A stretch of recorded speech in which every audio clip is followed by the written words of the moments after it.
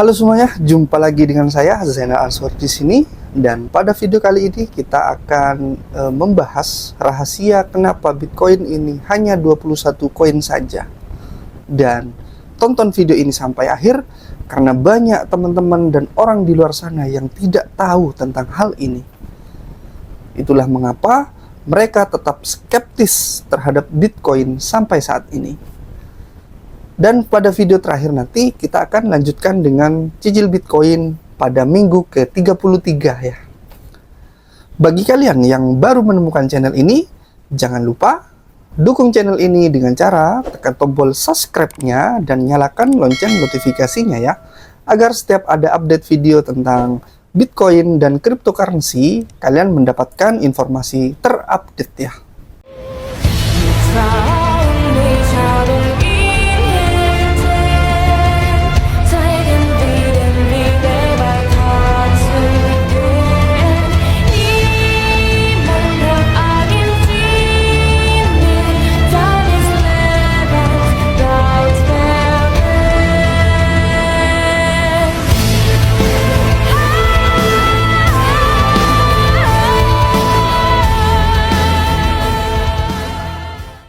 Menurut saya ini gokil sih.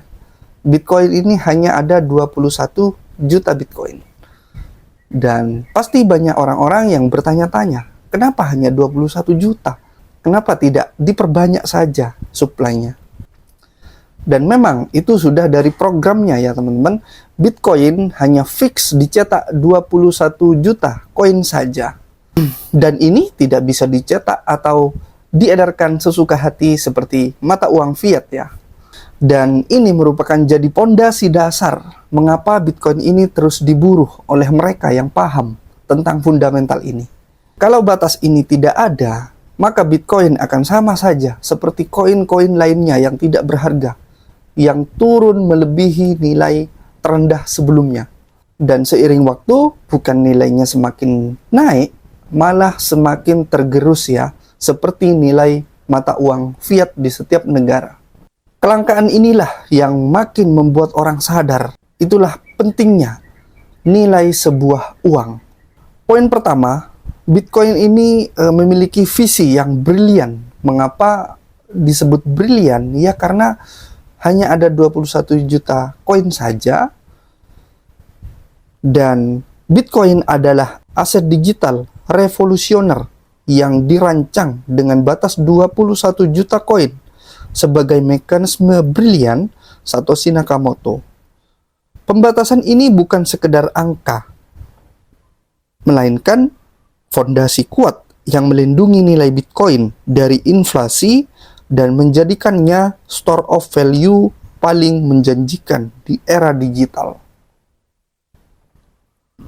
Nah, selanjutnya poin kedua, kelangkaan ini merupakan juga kelangkaan strategis. Para ekonom terkemuka telah mengakui pembatasan suplai Bitcoin sebagai inovasi finansial yang menakjubkan.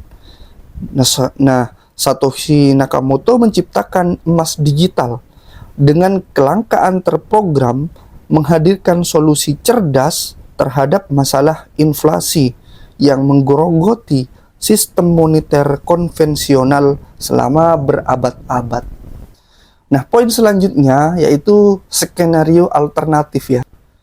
Coba kalian berpikir kritis, di mana Bitcoin ini suplai maksimalnya tidak ditetapkan hanya 21 juta koin. Bitcoin mungkin hanya menjadi kripto biasa tanpa diferensiasi.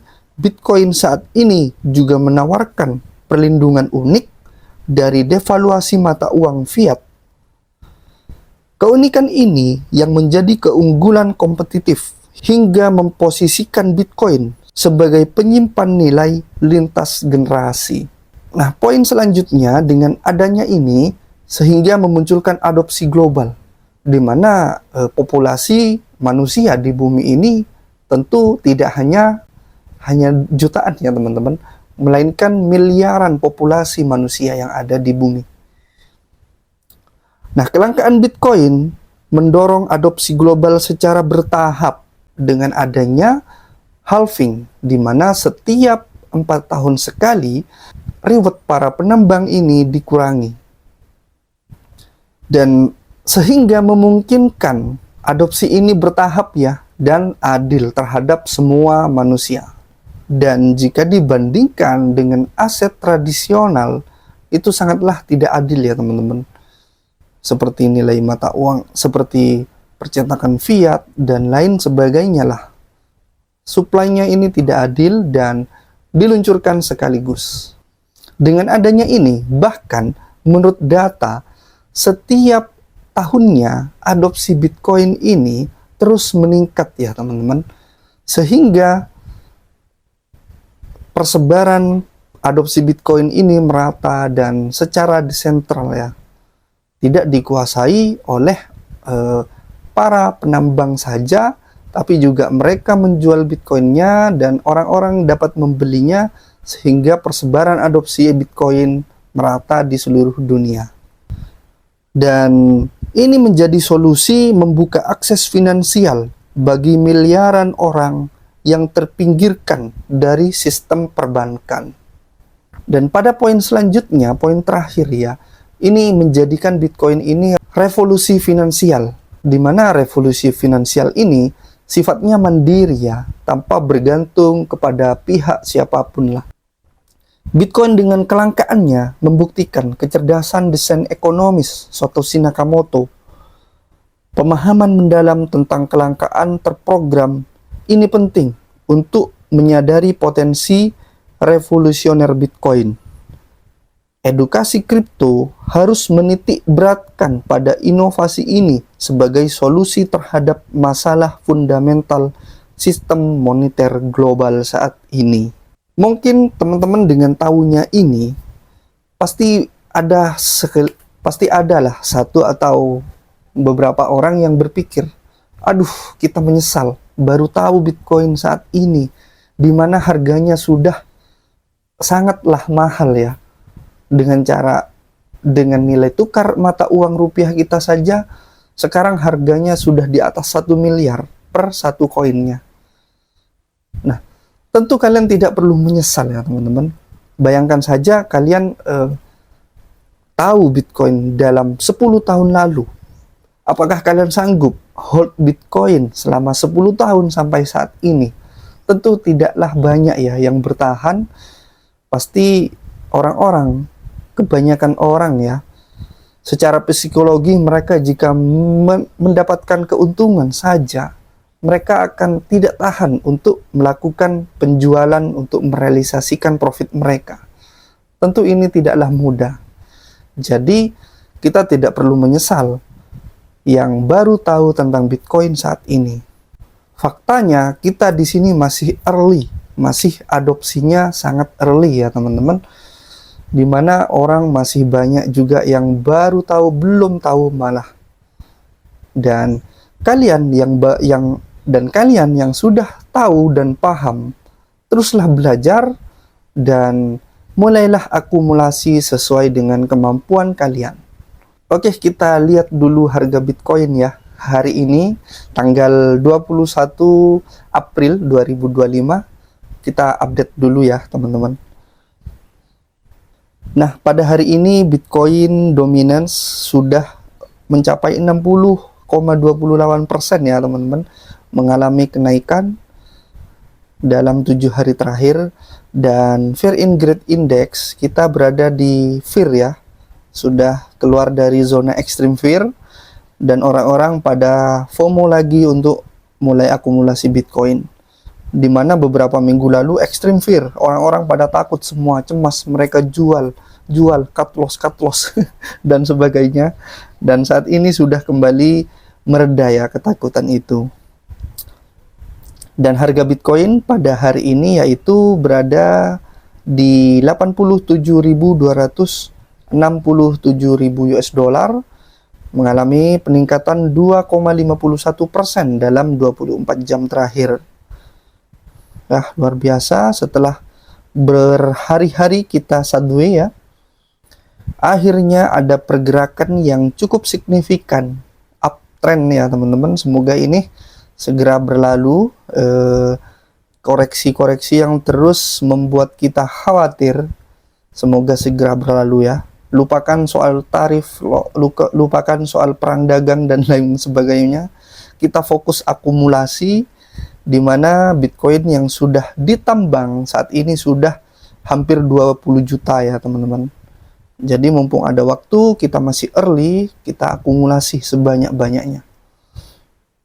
Nah, di sini ya, kita sudah sideway beberapa hari ini, 1, 2, 3, 4, 5, 6, 7, 8, 9 hari kita sideway di sini-sini saja.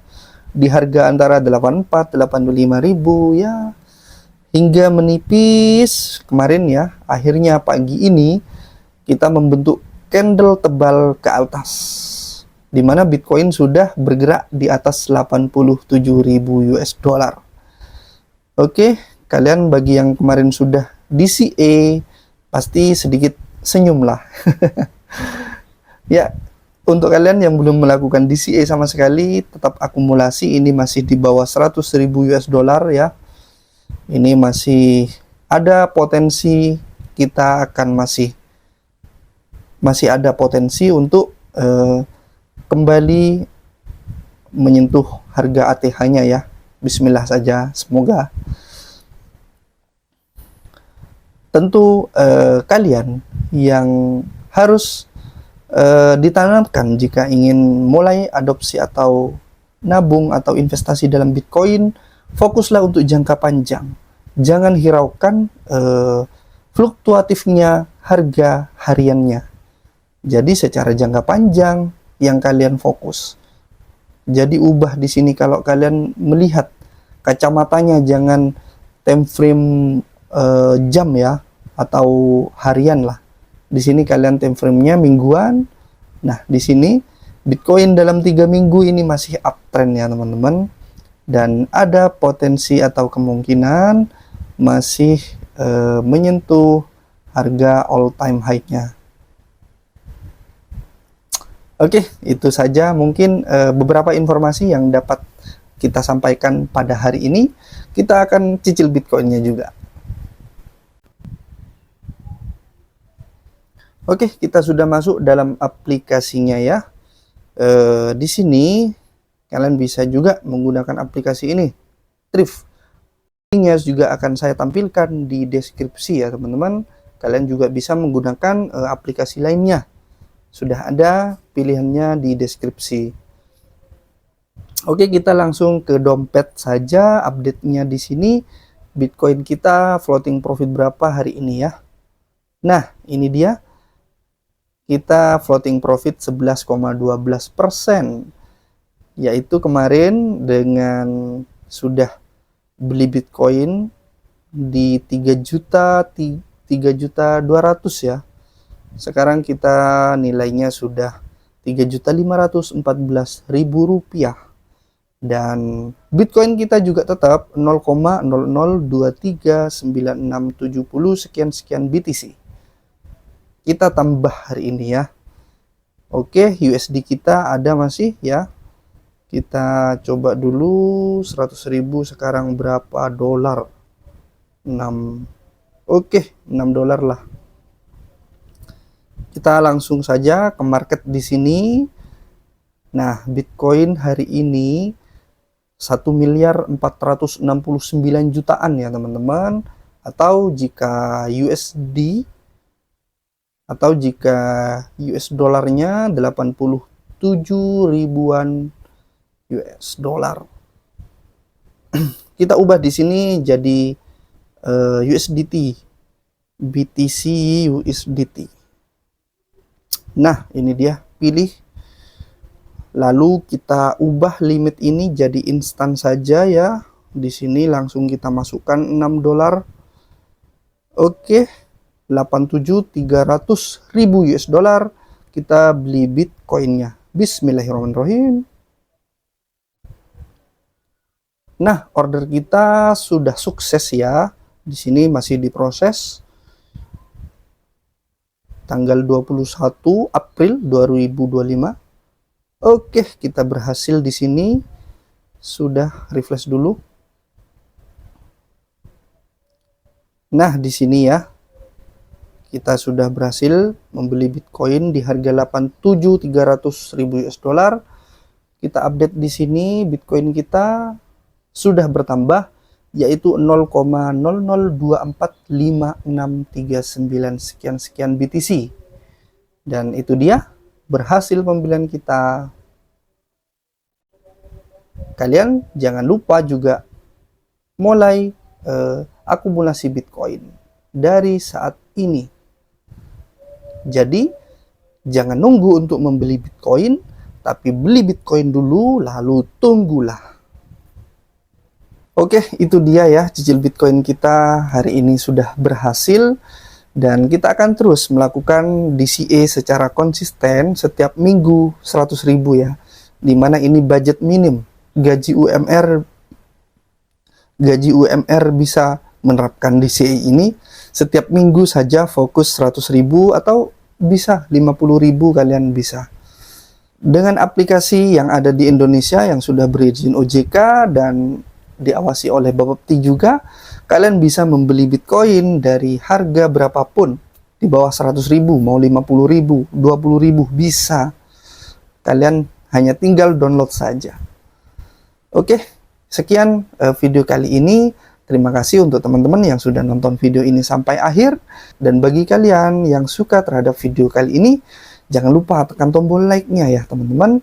Dan yang belum subscribe, saya ingatkan tekan tombol subscribe-nya juga sekarang. Dan nyalakan lonceng notifikasinya agar kalian mendapatkan update terawal ya teman-teman. Dan sampai jumpa di video selanjutnya.